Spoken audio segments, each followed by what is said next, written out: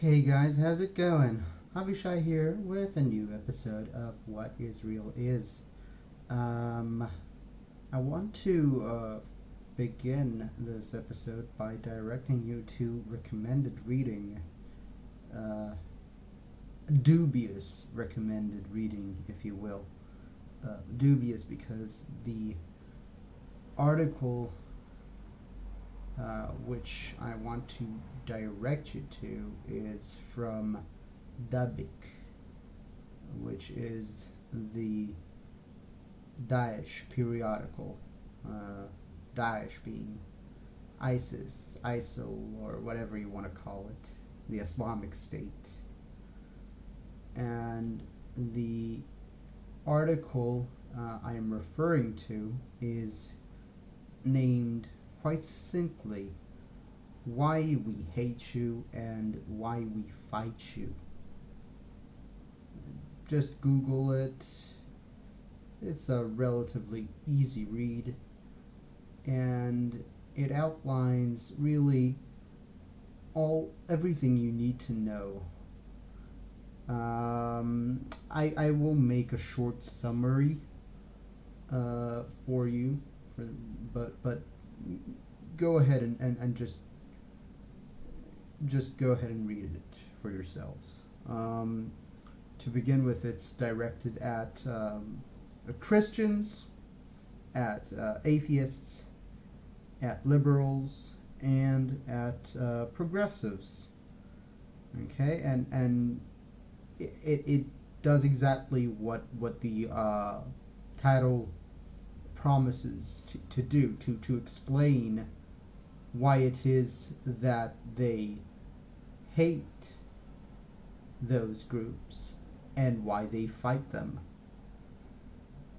And essentially, the author gives two conditions under which the Islamic State, or Islamists, will lay down their weapons. Okay, only two conditions under which they will stop fighting, and only one of those will curb their hate. So the first is complete and utter submission to Islamic superiority and supremacy, and entering into the state of dhimmi, being the state of humiliated protected status, under which you are subservient to Muslims and pay a special tax. The second condition is conversion to Islam. I'll just allow you to guess which of those two conditions will also curb their hatred.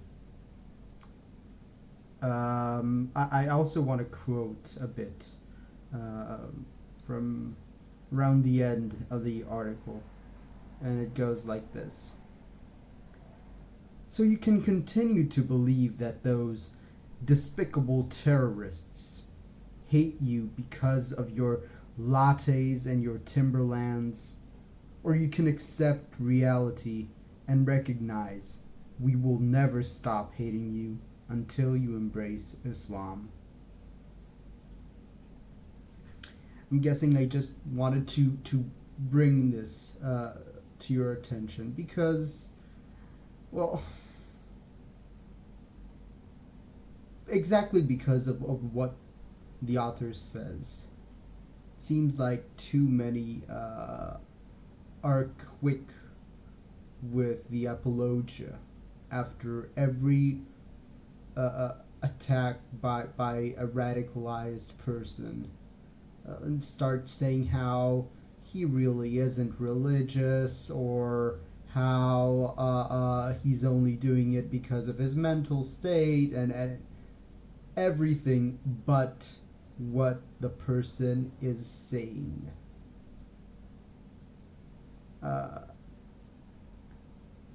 Not that we should necessarily take him at face value, but to completely disregard what that person is saying is complete madness.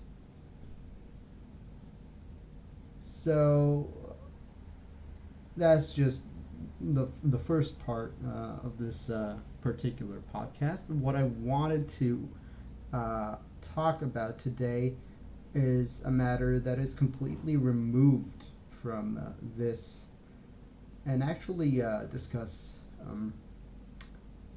an issue no less hard.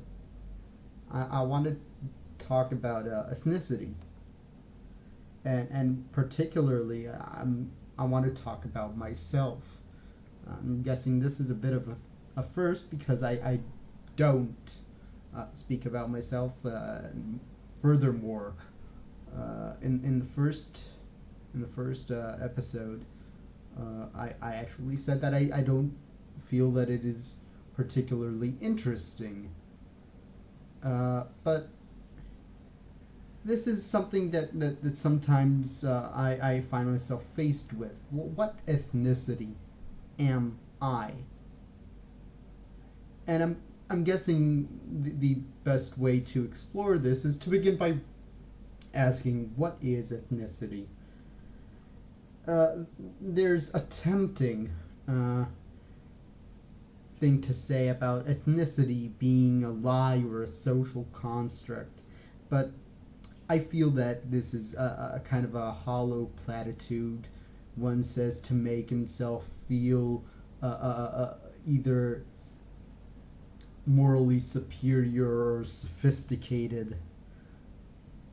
I believe that there is some palpability to ethnicity, but that it's also nowhere near as clear cut as some race baiters or racial supremacists would have us believe. I feel that there's a huge and immense gradiency to ethnicity that is not adequately represented when we speak about race and ethnicity. That being said, I am, let's say, pink skinned. My eyes are bluish gray, and my hair is blonde. Does that mean I'm white? Well, I'm guessing many people would call me that, but I don't see myself as such, nor do I call myself white. Why? Why is that? Because, for one thing, whereas I do believe that there is some palpability to ethnic groups, I don't believe white is an ethnic group. I don't think that whites have a shared culture, for one thing. Nor do I feel that I don't think that they have a lot of shared genes across the board. If there is a made-up group, a made-up ethnic group, there's no doubt in my mind that white is it. As well as actually black. I think that black is also a made-up ethnic group. But that's a different topic. But even if I were to try and look at this white as a culture, well, I'm guessing what I envision is European culture, specifically Christian European culture, or even more so, Catholic and Protestant European culture. And well, that is the self same culture that, well, preyed upon and humiliated and subjugated my culture, the people I am descended from. And in that sense, it seems to me rather grotesque to uh, associate myself with uh, the same cultural well as that culture. It is, well, in essence, it's saying that I uh, I am to fault for the Holocaust, or for the a millennium of subjugation and cruelty, and you get the point, I guess. But even in a genetic sense, Jews lived alongside Christians in Europe, obviously, but they didn't really mingle, or intermarry, etc. And I recognize that the aforementioned color of my skin and hair and eyes, those come from somewhere, but I have a sneaky feeling that it didn't come into my family in a pleasant manner. That is to say that wherever in my different dynasties these physical attributes came to be, it seems to me rather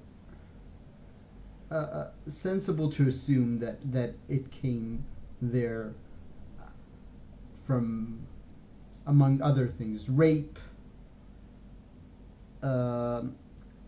So yeah, that is one reason why I find it rather bizarre to consider myself part of the self same group. And also, I don't live in America. I have an American citizenship, but that is rather irrelevant. I don't live in America. I've never lived there. And America seems to me, or maybe the Americas, or even more specifically North America, is the only place where white is an actual thing.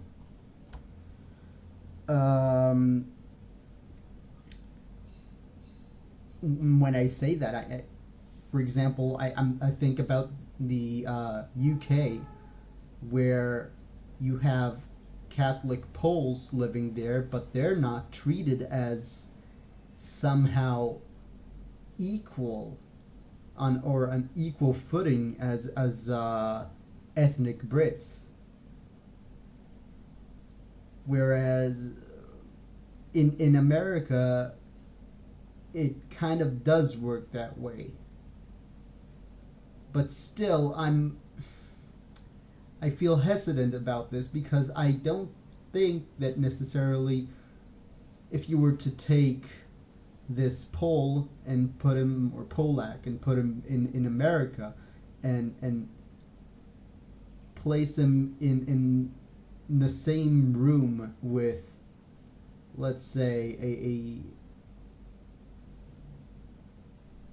a black person from New York and a white person from New York, I don't necessarily feel that the black person would be the odd man out.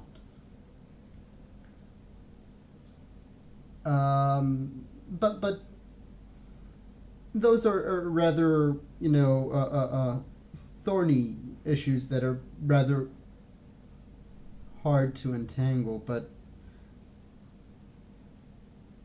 anyway, I feel like, or Jews are have only really been considered white for like few decades. I don't know how many, but to hear tell, like, my grandfather wasn't allowed in a country club and was denied all sorts of promotions and jobs because of his ethnicity. So yeah, is ethnicity entirely a social construct? I don't believe it is. So why should we treat it as such?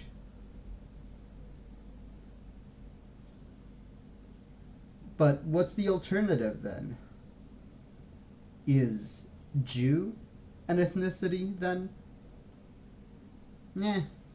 I mean, we have some shared culture, uh, religion, oral tradition, written tradition. We have some shared history, as well as some shared genes. But on all of those fronts, we are so different that to make a case for an all-encompassing Jewish ethnic group would be very, very hard. And I would maybe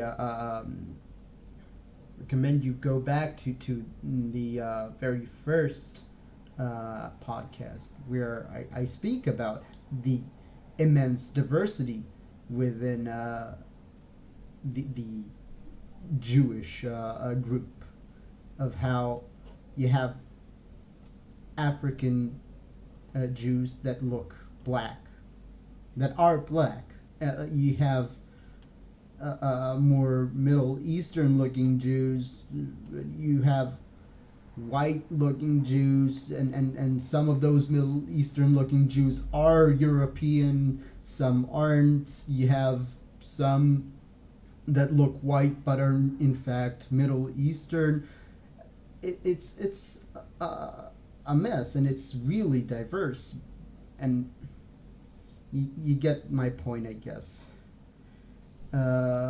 So yeah, it would be very, very hard to make a case that there's a unified Jewish ethnic group. So then I'm left with maybe something more like, am I Ashkenazi? And even within Ashkenazi Jews, there's huge diversity. Plus, Ashkenazi is really rarely used by Ashkenazi Jews. I mean, we don't really refer to ourselves as such. When speaking about what your ethnic origins are, your ethnicity, you would usually just use the actual country your ancestors come from, rather than say that you're Ashkenazi. Ashkenazi is typically used by or those who aren't considered Ashkenazis, and usually it is used in a pejorative manner, in a disparaging manner. So it's not really what I would use to refer to myself. In the end, what I would really call myself is not white, not Jew, and not an Ashkenazi Jew. It would probably just be a Hungarian Jew, possibly Eastern European Jew.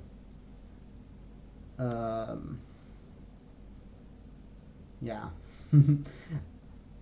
This little rant felt a bit weird, but I feel like it was necessary because I guess I wanted to both tackle this whole issue of whiteness and how I feel it's kind of BS, and also maybe I'll let you look into how maybe Jews look at themselves in within an ethnic context. Well, that's it for today, and I'll see you guys next week. Until then, have an awesome weekend. Bye.